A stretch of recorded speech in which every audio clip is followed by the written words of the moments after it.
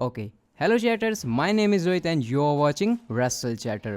अब वो बहुत सारे ऐसे प्रोडक्ट नहीं आते कि एक के साथ एक फ्री, तो ये वाली स्कीम ना जॉन सीना के रिटर्न पर भी हो सकती है, क्योंकि जॉन सीना के रिटर्न के साथ एक और लेजेंड वापस आ सकता है WWE के रिंग में। और भाई लेजेंड की बात चल रही है तो WWE का एक और लेजेंड चला गया है AEW कंपनी के अंदर। रोमन रेंस ने किस तरीके से ब्रॉक लेसनर के ऊपर शॉट लिया, और जब मैं आपको ये बताऊंगा ना कि क्यों स्मैकडाउन पर एलिस्टर ब्लैक और बिगी की स्टोरी लाइन नहीं दिखी हमको इस हफ्ते, तो डेफिनेटली आप लोग अजीब सा इसके ऊपर रिएक्शन दोगे। तो सारी चीज वीडियो में डिस्कस करेंगे। हर बार की तरह वीडियो के साथ चिपक जाओ, वीडियो को लास्ट तक जरूर देखना, और भाई वीडियो को लाइक भी जरूर कर दो। और सबसे पहले गाइस हम लोग स्टार्ट करते हैं धोखेबाजी से। अब बहुत सारे लोग इस बात को धोखेबाज वाले टर्म से ही बोलते हैं कि अगर कोई भी WWE का बंदा AEW के अंदर जा रहा है तो भाई वो धोखेबाज है। तो इस हिसाब से अगर आप देखो तो भाई वो अगले धोखेबाज बन चुके हैं मार्क हेनरी, जिन्होंने ऑल एलीट रेसलिंग के साथ साइन कर लिया है। और ये कुछ वैसा ही है जैसे बिग शो ने किया था एनालिस्ट या फिर कमेंटेटर वाला रोल, तो यही रोल यहाँ पर मार्क हेनरी को भी मिला है। पर्सनली मैं इसको धोखेबाजी की तरह नहीं देखता, क्योंकि मर्जी है भाई जिसकी, वो कहीं पर भी जा सकता है, कैसे भी काम कर सकता है। हाँ, AEW अगर ये कहती है कि हम WWE के स्टार्स का यूज नहीं करते हैं, वैसे भी ऊपर जा सकते हैं, तब डेफिनेटली यहाँ पर डिबेट हो सकती है। लेकिन किसी का कहीं जाना मुझे नहीं लगता कोई दिक्कत वाली बात है। वैसे AEW की बात चली रही है तो आज डबल और नथिंग पे पर व्यू भी था, और भाई आपको पता है ये AEW वाले थोड़े ज़्यादा ही शातिर दिमाग के हैं, ये हमको कवर नहीं करने देते चीज़ों को, कॉपीराइट क्लेम, स्ट्राइक वगैरह सब कुछ आ जाती है, तो इसके बारे में कम मैं बात करूंगा। लेकिन इतना बता देता हूँ कि पेपर व्यू बहुत मस्त था। स्टिंग आज भाई जोश में आ गए, उन्होंने अपनी वो जो टी शर्ट वो पहन के आ रहा था आज तो वो भी उतार दिया, आज वो हमको शेप में भी लग रहे थे। और भाई 62 साल की उम्र में बंदा ऐसे रेसल कर रहा है, मतलब यहाँ पर तो बंदे चल नहीं पाते इस उम्र में, लेकिन स्टिंग भाई कुछ बहुत ही कमाल लेवल का कर रहे हैं। मैंने तो इससे पहले ऐसा कुछ देखा नहीं है। बाकी स्टेडियम स्टैम्पीड मैच भी कमाल का था, तो ओवरऑल काफ़ी अच्छी चीज़ हुई। बट खैर वही है, सारी चीज़ मैं आपको बता नहीं सकता, वरना मैं बताने के लायक नहीं बचूंगा नेक्स्ट वीडियो से। AEW के ये जो कॉपीराइट वाला सीन चलता है उस वजह से।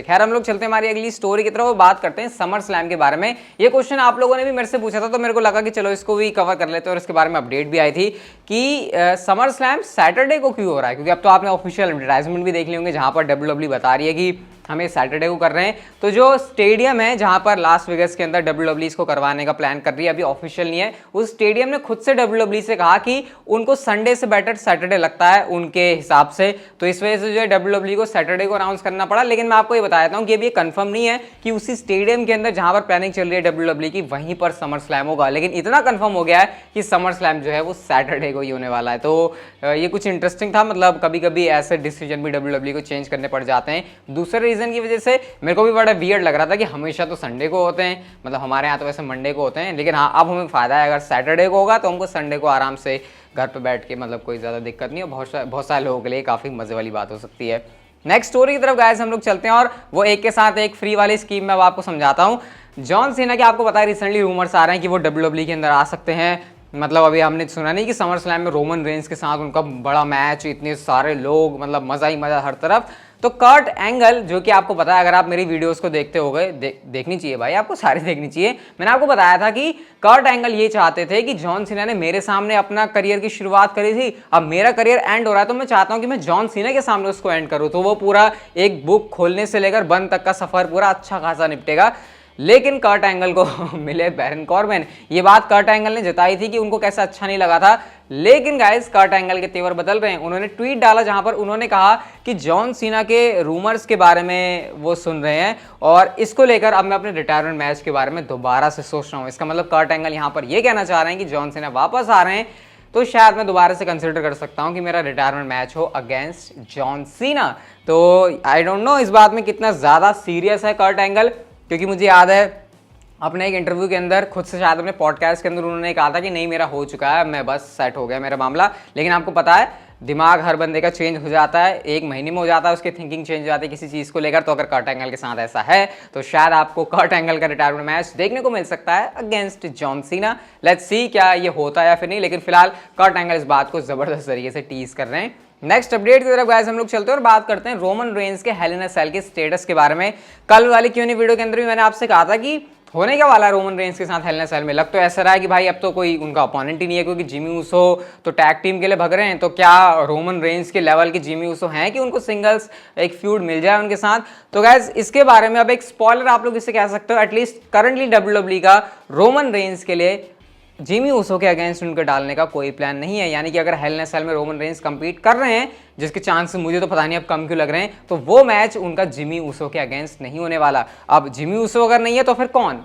मतलब ऐसा हो सकता है, मुझे ऐसा लग रहा है कि शायद हेल इन अ सेल में वो कंपीट ही ना करें। हो सकता है जिमी ऊसो और जे ऊसो के पंगे हो तो वहां पर रोमन रेंस कोई रोल प्ले करें। हाँ, आएंगे तो जरूर हेल इन अ सेल में, लेकिन शायद एक मैच के अंदर हमको रोमन रेंस ना देखने को मिले। ये थोड़ा सा बेकार जरूर हो जाएगा कि भाई एक ही तो बढ़िया स्टार है आपके पास, वो रेसल नहीं कर रहा पेपर व्यू के अंदर।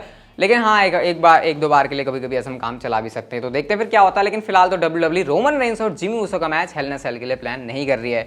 नेक्स्ट स्टोरी की तरफ गए हम लोग चलते हैं और बात करते हैं बिगी और एलिस्टर ब्लैक के बारे में।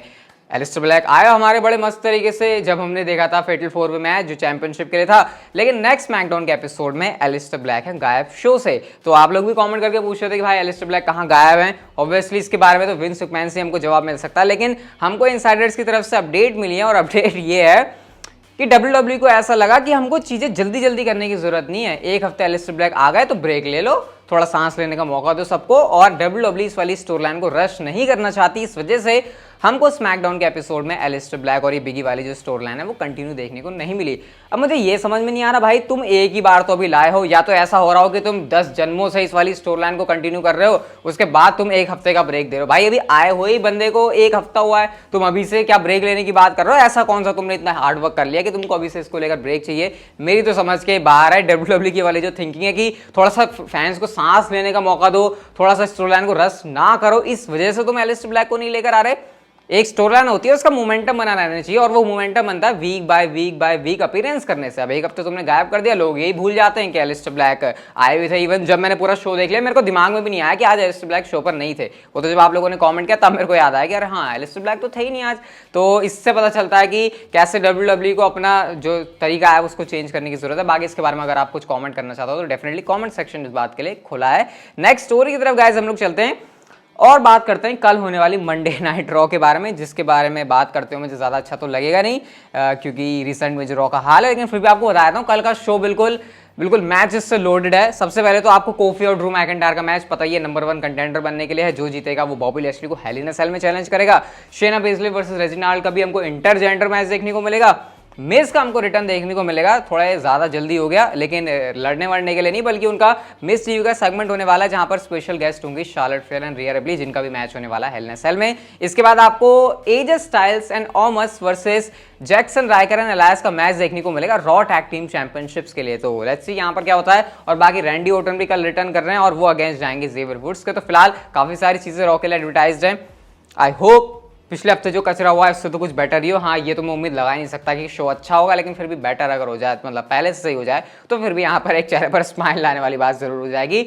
हम लोग चलते हैं गाइस अपनी नेक्स्ट एंड फाइनल स्टोरी की तरफ, जो कि जुड़ी है रोमन रेंस ने किस तरीके से ब्रॉक लेसनर के ऊपर लिया है शॉट। अब आपको पता है जब से यूनिवर्सल चैंपियनशिप आई है WWE के अंदर, एक चीज हमेशा कही जाती है कि ये बहुत ही बुरा टाइटल है, ये कर्स टाइटल है कि इसको जो भी जीतता है उसके साथ कभी इंजरी हो जाती है, कभी वो गायब हो जाता है, कभी उसके करियर में ये हो जाता है। और आपको पता है इसके बहुत मतलब हमने सबके साथ ऐसे होते हुए देखा है। तो रोमन रेंस ने अपने इंटरव्यू के अंदर ये कहा कि यूनिवर्सल चैंपियनशिप को यूनिवर्सल चैंपियनशिप मैंने बनाया है, मेरा जो टाइटल रेन है वो सारे अभी तक के यूनिवर्सल चैंपियनशिप के टाइटल रेन को पीछे छोड़ चुका है। फर्क नहीं पड़ता कि मेरा टाइटल रेन कितने दिनों का है, किससे ज्यादा है फिर किससे कम है, लेकिन जो वैल्यू मैंने अपने इस रेन में अभी तक दे दी इतने कुछ हफ्तों में, वो कोई और सुपरस्टार नहीं कर पाया है। उन्होंने यहां पर नाम लिया ब्रॉक लेसनर का, कि ब्रॉक लेसनर के पास चैंपियनशिप थी बहुत लंबे टाइम तक, लेकिन जो हार्डकोर रेसलिंग फैंस है जो लगातार देखना चाहते थे यूनिवर्सल चैंपियनशिप को वीकली शो के ऊपर, वो चीज उनको नहीं देखने को मिली और वो चीज मैं कर पा रहा हूं। तो ब्रॉक लेसनर से भी मैं आगे हूं, भले ही ब्रॉक लेसनर का जो टाइटल रेन है वो मेरे से ज्यादा ही क्यों ना हो। और इस तरीके से वो ये कह रहे हैं कि अभी तो सिर्फ शुरुआत है,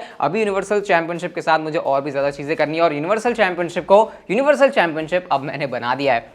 डेफिनेटली आप लोग कमेंट करके मुझे इस बात के ऊपर अपना ओपिनियन जरूर बताना है, लेकिन मैं तो इससे पूरा अग्री करता हूं। मतलब यूनिवर्सल चैंपियनशिप अभी तक की अगर हम सबसे बढ़िया रेन देखें तो वो रोमन रेंस की रही है।